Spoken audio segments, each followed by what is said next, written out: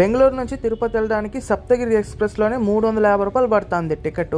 అలాంటిది 300 రూపాయలకి న్యూగా బస్సులో అయితే ప్రయాణిస్తున్నాను. అసలు న్యూగా బస్సు ఎక్కాలనుకోలేదు, బట్ నా ఫ్రెండ్ అయితే ఫ్రెష్ బస్సు ఎక్కాను. న్యూగా బస్సు ఒక్కసారి కూడా ఎక్కలేదు, ఒక్కసారి ఎక్కుదామని చెప్పాడు.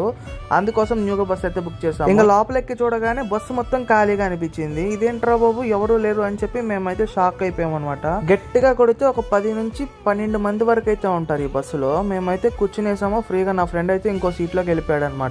300 రూపాయలకి ఈ బస్సులో జర్నీ చేయడం అంటే నిజంగా చాలా బెస్ట్ అనే చెప్పాలి. ఓవరాల్ ఎక్స్పీరియన్స్ పరంగా చూసుకుంటే చాలా బాగానే అనిపించింది. కానీ ఒకడైతే మాత్రం నన్ను చంపేశాడు. వాడు ఎవడో కాదు, మన ఏసీ నాన్న.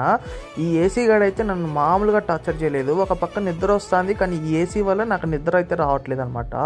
చలి భయంకరంగా వేసేసింది. ఈ వీడియో చాలా మంది చూస్తున్నారు కానీ సబ్స్క్రైబ్ మాత్రం చేయట్లేదు.